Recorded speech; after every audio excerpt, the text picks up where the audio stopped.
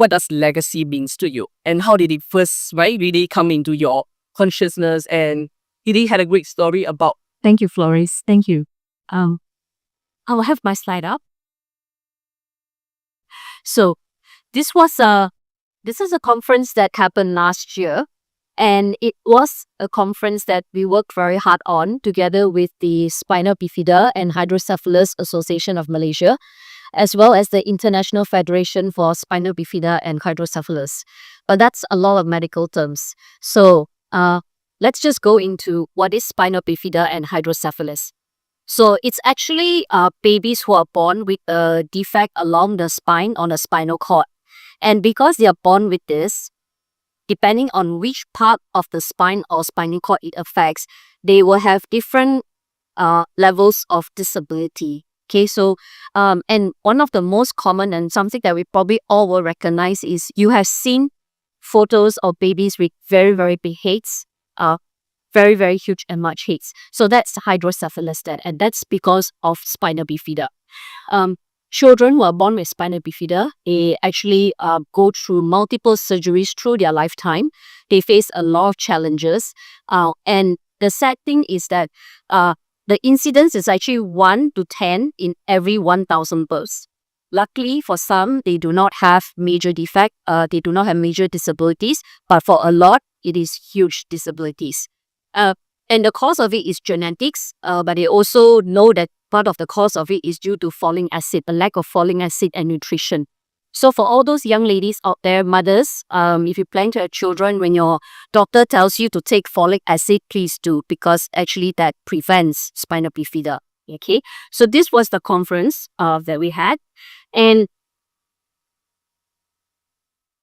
when we started organizing this conference, we worked very hard on it.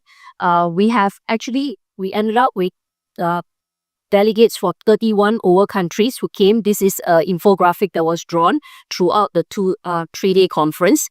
We talked about all the different challenges that people face when they are living and growing up with spina bifida, where people fly in from all over the world, from Russia, from South America, from India. They travel. Healthcare professionals attended. People with spina bifida, children as well as adults living with spina bifida attended. We had policymakers there. We had teachers joining us as well. We of course have a lot of occupation therapies, and we have the people who advocate for it. We covered topics that range everything from urinary incontinence all the way to food fortification. How do we prevent this in the developed countries where they eat a lot of bread? Governments make sure that folic acid is already part of the bread that is produced, so that when people consume the bread, the level of folic acid in the population is high. So in developed countries, the numbers have dropped, but in developing countries where lack of awareness, our numbers are still high. In Malaysia, the state with the highest number of cases of spina bifida is actually Sarawak. So this was the conference. So this was what we covered. But we also covered education, the challenges they had going to school, many different topics, down to dating, down to, growing old and living with spina bifida. Okay. During the conference itself, they faced a lot of challenges such as accessibility. It was not easy to find hotels with so many accessible rooms. Sad to say, we can have convention centers that are accessible but not enough supporting hotel. So when we did this in Kuala Lumpur, we finally found a hotel case supported, and of course we had to cater to all the different people who attended. So just a few photographs to give you an idea of our attendees and what took place. And then we ended with an evening of stars and stripes where we recognized the individuals who, despite having spina bifida, have actually gone on to achieve a lot for their community and also in different parts of lives as well. Okay, so coming down to the legacy part. So this is the important thing. When we started planning it, the committee had an idea, and then at the end of it, we actually ended up with, after a 3-day conference, we ended up with the Kuala Lumpur Declaration, and this was the Kuala Lumpur Declaration, talking about vitamin B fortification, talking about genetic awareness, infrastructure, transition of care as they age and all that. But what is important, and the case study I wanted to share, is that the International Federation, subsequently from the meeting itself, and this is the Kuala Lumpur Declaration, we didn't stop at just Kuala Lumpur. They went on and they had all these countries signed up. So every country had a Spina Bifida Association, which is an association of healthcare professionals together with patients. So they advocate for their own. And they actually signed the Kuala Lumpur Declaration.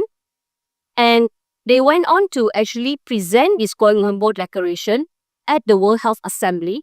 And subsequently from the World Health Assembly, they actually went on to 5 months ago, present this again at the Global Disability Summit. So this is an example of the association really taking the work that was done in one event and pushing it forward through multiple events and up to the World Health Assembly level. So not just the effect was not just in Aceh, it was just not in Malaysia, but it was also global.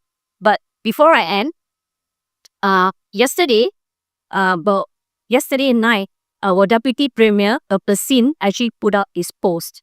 Okay, and he congratulated Sarawak General Hospital because there is a particular surgery that is performed now where when they scan the baby in the mother's tummy, when they scan the baby and they realize and they find out that the baby has Spina Bifida, they will actually operate on the baby while the baby is still in the mother's stomach. So they operate through the mother to the baby, because they find that this actually drastically reduces the disability when the baby is born. Okay, and Sarawak General Hospital last month on the 22nd of September was the first team to actually successfully perform this in Malaysia. The doctors went for training in Australia, came back, and this is their first successful case. This month, October, is World Spina Bifida Day celebration. And this was shared just last night. And the 4 ladies that you see there, they were the specialists who performed that surgery from different disciplines: obstetric, gynecology, neurosurgery, anesthesiology, pediatrician, and of course with all the nurses, with a whole battalion of nurses, of medical assistants, of doctors, all supporting the care of the sperm baby. So what we hope now is that in a few months' time, when the baby is yours, he maybe would not have Spina Bifida or have primary Spina Bifida. So that, my dear friends, is the inspiration that I learned from this conference, where the work that we do every day, the running around, the logistics, the figuring out, the headache of getting everybody in and out of venues and convention centers. But actually what we don't realize is the effort we put in is far-reaching than what our eyes can see in front of us. So on behalf of the Spina Bifida community of Malaysia, if you are interested to know more, please scan. There's the QR code to their society, so you can actually find out more, learn more, and if you want to contribute, you can as well. Thank you. Thank you, Dee Dee.